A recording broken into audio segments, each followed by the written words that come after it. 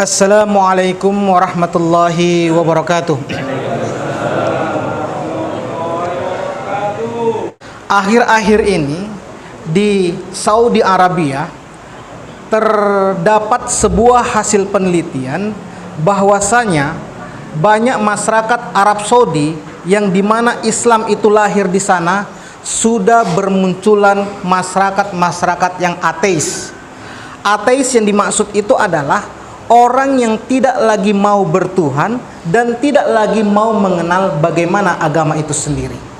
Pertanyaannya, mengapa menjadi sesuatu hal yang muncul sedangkan Islam lahirnya dari sana? Para Bapak Ibu rahmati Allah Subhanahu wa taala.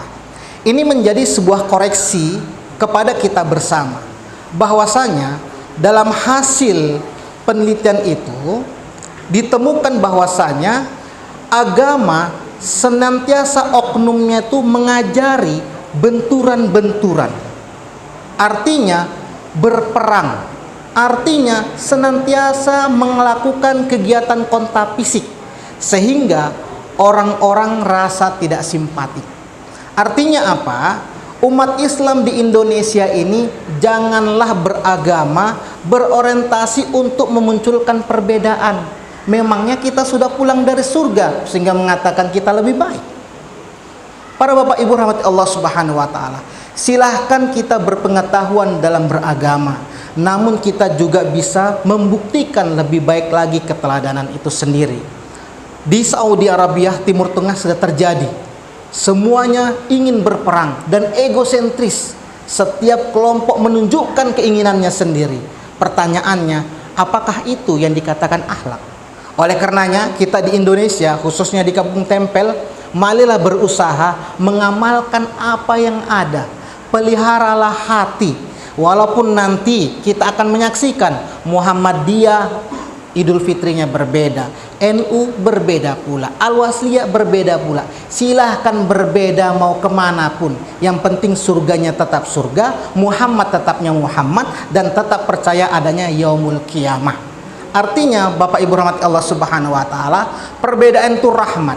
Yang bermasalah itu adalah bagaimana hati kita tidak bisa akur bersama diri kita bersama Tuhan. Itu yang harus menjadi pertama. Yang kedua, di Saudi Arabia itu mengapa muncul ateis? Dikarenakan sejumlah informasi teknologi sudah lebih maju menjadi simpatik daripada beragama. Artinya bagaimana? Jangan sampai kita beragama ini seperti menghilangkan proses. Contoh, belajar tinggal buka Google. Contoh, menghafal tinggal letakkan di laptop.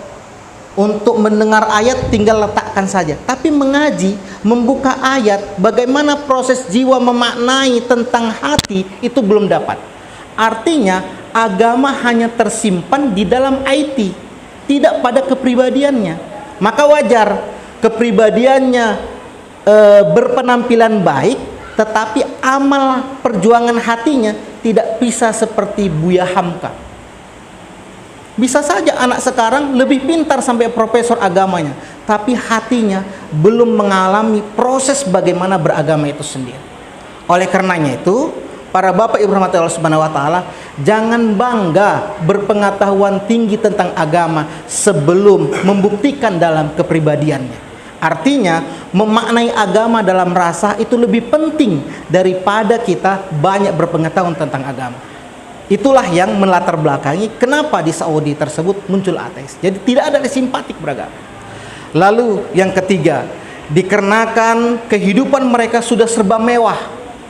Orang miskin sudah tidak didapatkan, lalu kehidupan serba hedonis, menunjukkan mereka segi menghilangkan bagaimana kalimat bertuhan.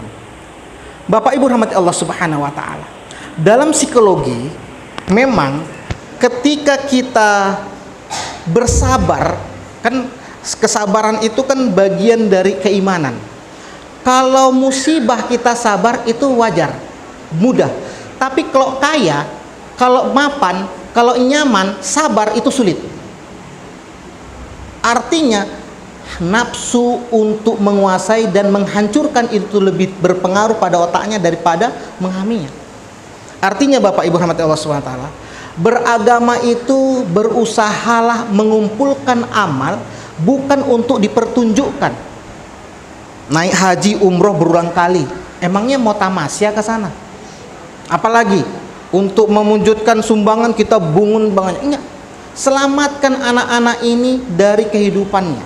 Ingat, Raja Salman itu sudah mengumumkan di Saudi itu tidak boleh anak-anak di masjid. Ingat, kata ulama mengatakan kalau Anda tidak lagi mendengar teriakan anak di masjid, maka kiamat akan datang. Artinya apa?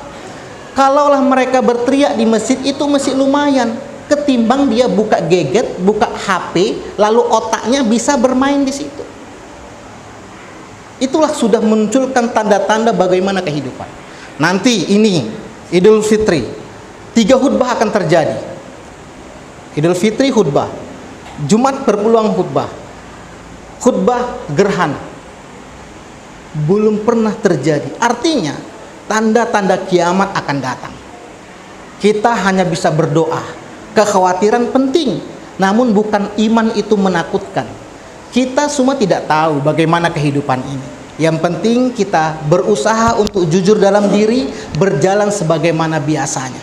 Karena agama itu adalah rasa, bukan hal yang ditakut-takuti. Ancaman merupakan upaya kita untuk bersabar, bersyukur upaya kita bagaimana menikmati apa yang ada. Para Bapak Ibu rahmati Allah Subhanahu wa taala. Hingga saat ini di bulan Ramadan, bagaimana kita berupaya untuk lebih memahaminya, bahwasanya beragama itu adalah manis rasa. Silahkan di dalam Muhammadiyah punya manisnya, Muhammadiyah, NU, Al-Wasilah silahkan punya manisnya. Tetapi antara manis-manis tersebut jangan menunjukkan egosentrisnya. Kan tidaklah mungkin manisnya di gula merah memaksakan manisnya di gula putih, karena kebutuhannya sangat berbeda. Terpenting kedua-duanya memberikan manfaat kepada umat, terpelihara kepribadian dan akhlaknya. Oleh karena itu, kesimpulannya, Ramadan membawa kita rahmat. Bagaimana untuk menuju surga, berbagai macam jalan kebaikan sudah terbuka yang dibawa oleh Rasulullah SAW.